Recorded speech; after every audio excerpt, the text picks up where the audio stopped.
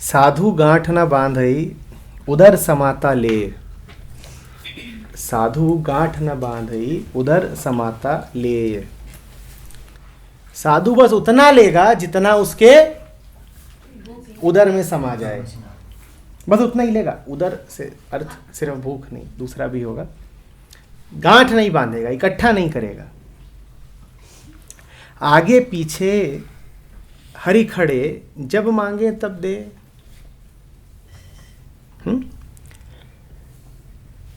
जिन लोगों को वजन कम करना होता है उन्हें सलाह दी जाती है कि दिन में कई बार खाओ। पता है तुम्हें? कम से कम, हाँ, 5 बार 7 बार खाओ और कम कम खाओ। हाँ, वो जरूरी है।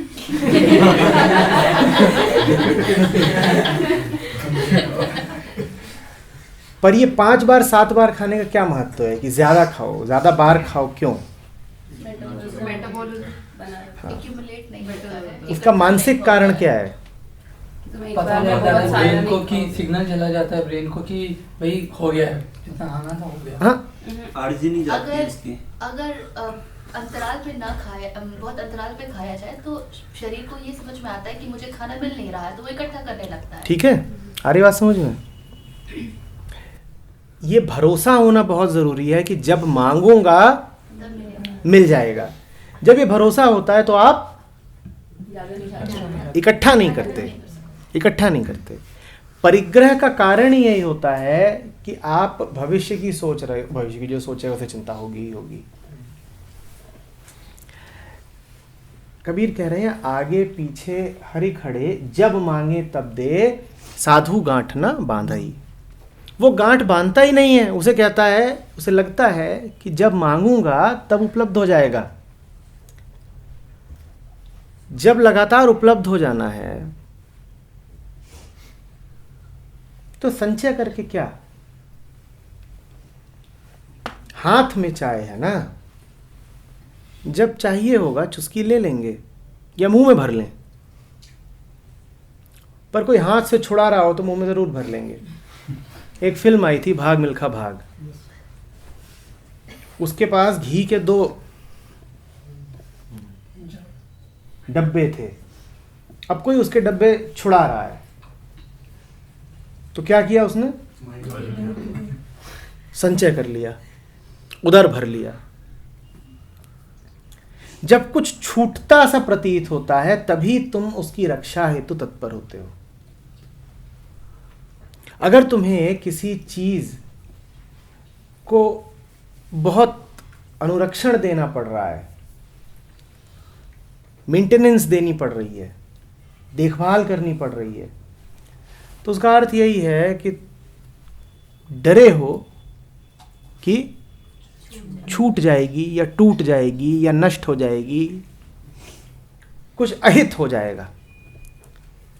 तुम्हारे लिए अहित की एक ही परिभाषा होती है, मैं कम हो जाऊंगा, मेरा होना कम हो जाएगा, मेरा होना कम हो जाएगा। पर जो अपने पूरेपन को साथ लेकर के चलता है वो छोटी मोटी चीजों के होने या न होने से अपने को जोड़ के नहीं देखता। हरि खड़े हैं, अब खाना कौन इकट्ठा करे? पूर्ण खड़ा हुआ है और मिला है, उपलब्ध है। आगे पीछे हरि खड़े, सर्वत्र वही वही हैं। जो बड़े से बड़ा था वो मिला हुआ है। अब ये 2-4 निवाले जेब में रखेंगे क्या हम? मूर्खता है, उपहास से है और अपमानजनक भी है।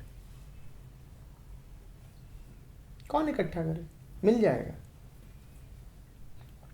ये नहीं कह रहे हैं कबीर कि साधु खाता ही नहीं है, कि हरि दे भी रहे तो कहे नहीं आप मिल गए अब खाएं क्यों।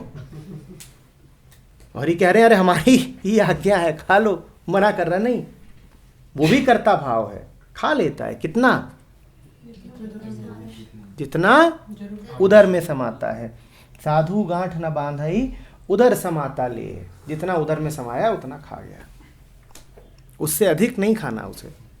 उस दिन आप में से ही कोई वो किसी ज़ेन साधक की कविता लेके आया था जिसमें उसने कहा था कि 10 दिन का राशन है मेरे पास और मुझे चाहिए नहीं। वो एक ही बात है। ये कह दो कि बस उतना ही रखता है जितना पेट में समा जाए, या 10 दिन का रखता है, दोनों से आशय एक ही है कि परिग्रह नहीं है। जितने में काम चल जाए उतना उसके लिए बहुत होता है। समझ में आ रही है बात?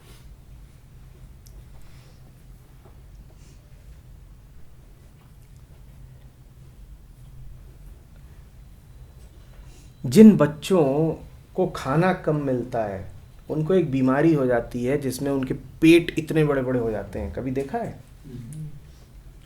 छोटे बच्चे जो कुपोषण का शिकार होते हैं उनके उधर पेट फूल जाते हैं। ये बड़ी अजीब बात है। उसे खाने को नहीं मिल रहा और पेट फूल गया। हमारी यही स्थिति है। हमें माँ नहीं मिलती तो हमारी तिजोरियां फूल जाती हैं।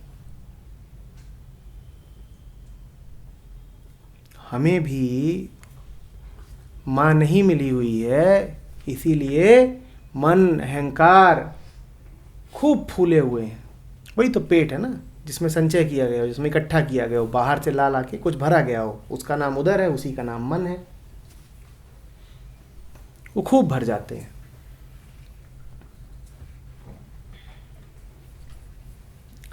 आ ही रहा होगा समझ में फिर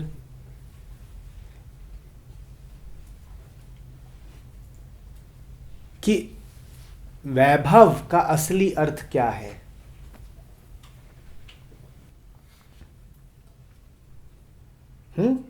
अमीरी क्या है, असली धन क्या है।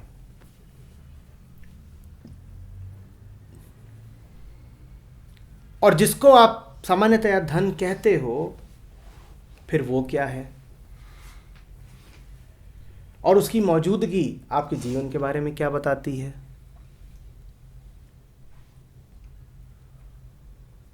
बहुत पैसा है माने कुपोषण के शिकार हो।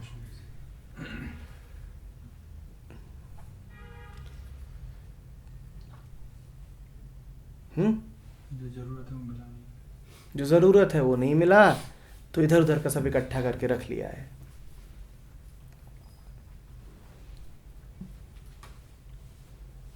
आ रही बात समझ में? आदर्श मत बना लिया करो उन लोगों को कि देखा कि अरे बिलियनियर, अरबपति, कॉलेजों में खूब चलता है कि यही तो सफल लोग हैं।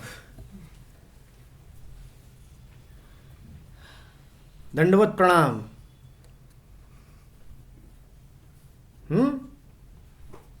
एंटरप्रेन्योर देव की आरती।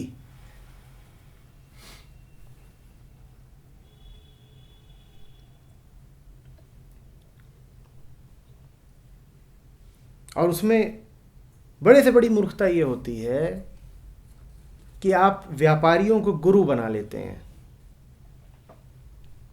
किसी ने कोई माल बनाया, वो बाजार में बेचा और वो माल बिक रहा है, तो वो व्यक्ति फिर आपके लिए गुरु भी हो जाता है। उसकी लिखी किताबों से आप जीवन दर्शन पा रहे हैं। चल रहा है ये कि नहीं चल रहा है? आप जूते बनाते हो कि कंप्यूटर बनाते हो कि मकान बनाते हो कि मोबाइल फोन बनाते हो, आपका माल अगर बिकने लग गया तो फिर आपकी लिखी किताब खूब बिकेगी और लोग उसे पढ़ पढ़ के कहेंगे ये देखो, ये हैं आज के ऋषि, इनसे सीखो कि जीवन कैसे जिया जाता है और सत्य क्या है। और वो अपनी किताबों को भी बड़े भ्रमित करने वाले नाम देंगे। वो सीधे नहीं लिखेंगे कि भाई मैं व्यापारी हूं, दुनिया के बाजार में माल कैसे खपाना है ये मुझसे पूछ लो। इस पर यदि वो किताब लिखें तो ठीक है, पढ़ लो, पर वो किताबों के बड़े भ्रमित करने वाले नाम देते हैं। जीवन कैसे बदले भाई? तुम मोबाइल फोन बनाते हो, तुम उसके बारे में कुछ बताओ तो ठीक है, ये सब तुम क्या बता रहे हो कि जीना कैसे है और जीवन में क्या करने योग्य है, ये हम तुमसे जानेंगे क्या? तुम्हारा स्थान बाजार में है, मंदिर में नहीं।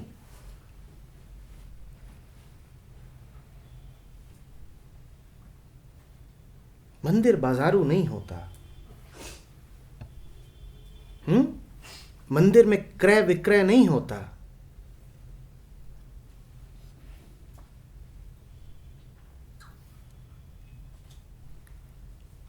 इनको जीवन आदर्श मत बना लेना कि किसी की बनाई कार बिक रही है तो उसकी बातें चल रही हैं।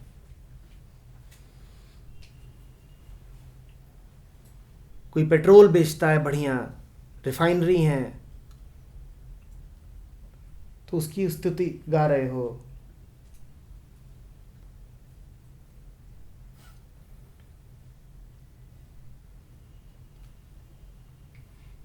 वैज्ञानिक से विज्ञान सीखो, व्यापारी से व्यापार के गुर ले लो,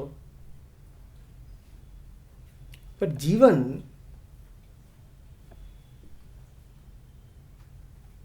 तो या तो जीवन से सीखो या गुरु से। न व्यवसायी से न वैज्ञानिक से।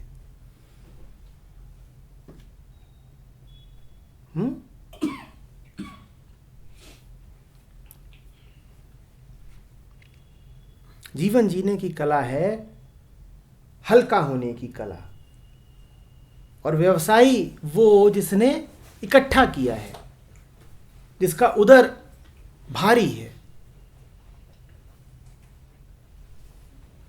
उनसे थोड़े ही सीखोगे।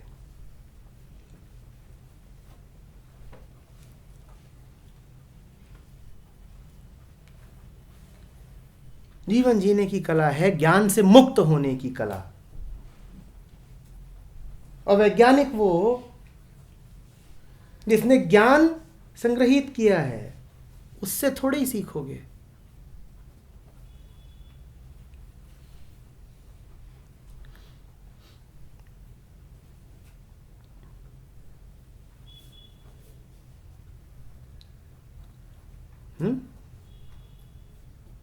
व्यवसायी और वैज्ञानिक दोनों एक मामले में नास्तिक होते हैं।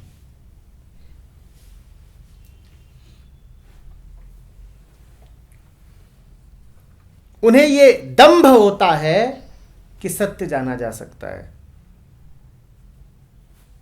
एक कहता है सत्य को जान करके बुद्धि में कैद कर लूंगा, और दूसरा कहता है जो कुछ भी पाने योग्य है उसे पा करके तिजोरी में कैद कर लूंगा।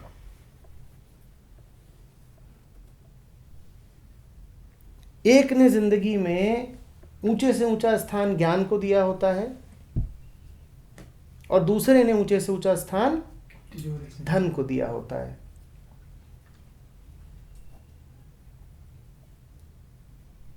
इन दोनों की जिंदगी में समर्पण नहीं होता। इन दोनों की जिंदगी में ये भाव नहीं होता कि जो उच्चतम है, न मैं उसको मानसिक रूप से जान सकता हूं, न किताबों में लिख सकता हूं, और न ही अपने बैंक अकाउंट में कैद कर सकता हूं।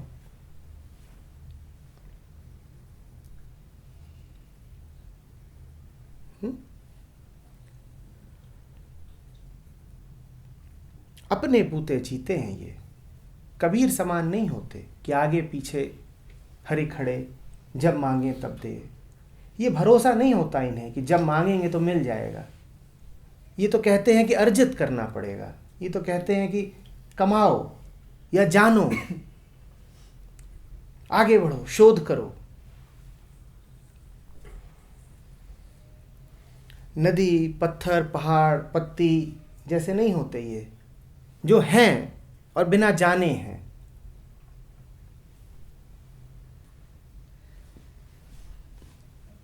जो बौद्धिक रूप से नहीं जानता वो वास्तव में सब कुछ जान जाता है। हाँ, बौद्धिक रूप से नहीं जाना होता उसने। शब्दों में कहोगे उससे कि बयां करो कि तुम्हें क्या पता है, तो शायद कुछ न बता पाए, पर उसे पता सब कुछ होता है। मैं तो इसीलिए पूछता हूं कि क्लोरोफिल का पता तुमको है या पत्ती को है? और बड़ी हास्यास्पद बात होती है कि हम में से कई लोगों को सोचना पड़ता है कि क्या पता हमें ही ज्यादा पता हो क्लोरोफिल के बारे में। तुम्हें क्लोरोफिल का ज्ञान है, पर क्लोरोफिल को जानती पत्ती है। हाँ, उससे कहो कि बताओ अपना ज्ञान, तो नहीं बता पाएगी। उससे कहो कि कुछ तो बताओ, फॉर्मूला वगैरह, कुछ ना पता होगा उसे, पर फिर भी सब कुछ पता है। तुम्हारे पास सिर्फ थोथा ज्ञान है। जिसके पास बौद्धिक ज्ञान नहीं होता वो सब जान जाता है। बस सब जानने का वो दावा नहीं कर सकता, कोई प्रमाण नहीं है उसके पास। जानोगे सब, पर सिद्ध नहीं कर पाओगे। और यदि सब जाना है तो सिद्ध करोगे भी किसको? हसरत ही भी नहीं बचेगी और सिद्ध करने के लिए भी कोई बचेगा नहीं। किसको सिद्ध करना है?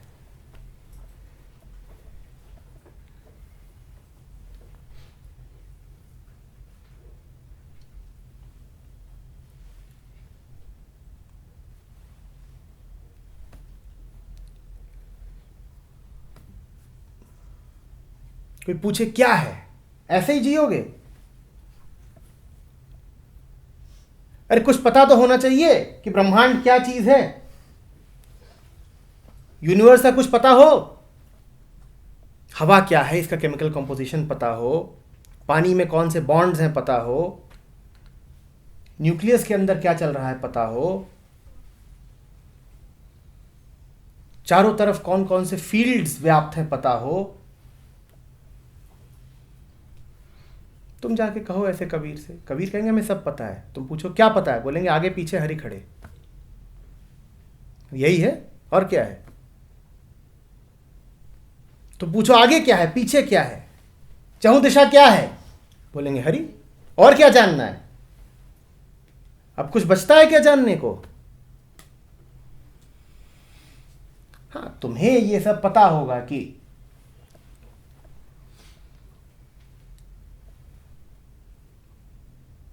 दूरियां कितनी हैं, बड़ी बड़ी गणित की इक्वेशंस में तुमने तथ्यों को कैद कर रखा होगा।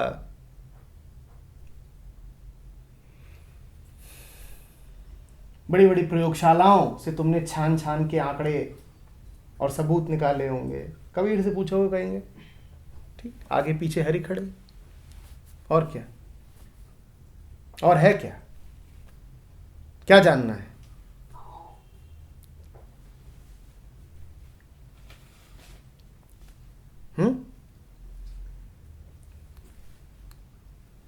यानी नहीं पता होता वो पूछते हैं कौन है, यानी पता होता है वो कहते हैं वही तो है। बार बार अगर पूछ रहे हो कौन है, क्या है, कैसा है, तो यही बात है कि नहीं पता। नहीं तो है, वही है और क्या है? इतनी क्या जान लगानी जानने के लिए? उसके अलावा और हो क्या सकता है?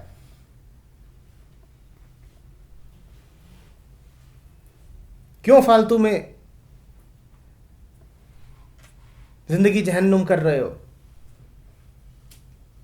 रगड़े जा रहे हो कि थोड़ा और पता लगे, ज्ञान में वृद्धि हो। सारे ज्ञान का जो निचोड़ है वो इतना ही है कि वही है, बात खत्म। हाँ, तुमको सीधे सीधे कान नहीं पकड़ना है, तो जितना घूम के पकड़ना है पकड़ना। बात तो इतनी सी ही है, वही है, आगे पीछे हरि खड़े।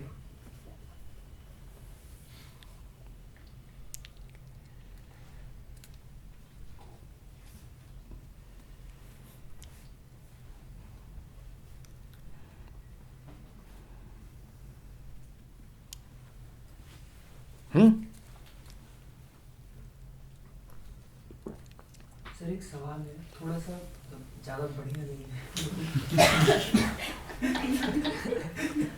जैसे ओशो की बहुत सारी वीडियो में देखा है कि एक वीडियो में तो पूरा 10 मिनट का ये शूटिंग है कि उनकी लाइब्रेरी दिखाते हैं, वो बहुत जगह वो बोलते हैं कि 150,000 किताबों की उनकी लाइब्रेरी है, और बोलते हैं कि मैंने मतलब सारी पढ़ी है। तो सवाल ये है जो जो आपको भी, कि अगर ओशो उन किताबों को ना पढ़े होते तब भी वो वही होते जो वो हैं। अगर वाले सवाल नहीं करने चाहिए।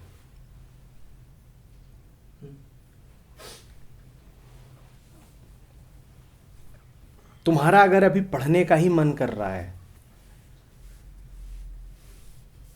तो मैं कुछ भी कहता रहूं, तुम क्या करोगे? पढ़ोगे। पढ़ो। मुझे बार बार याद दिलाना पड़ता है कि ये जो सारी बातें हैं ये आचरण संहिता नहीं है कि ये जो पूरी बात कही उसका निष्कर्ष क्या निकला कि कुछ जानो मत। कोई पूछे कि क्या जाना तो बोल दो आगे पीछे हरी खड़े। अगर अभी तुम्हारी अवस्था यही है कि तुम कुलबुला रहे हो ज्ञान के लिए, तो तुम्हें क्या करना पड़ेगा? ज्ञान इकट्ठा करना पड़ेगा, और तुम करोगे। याद रखना, मैं तुम्हें कोई उपदेश नहीं दे रहा हूं।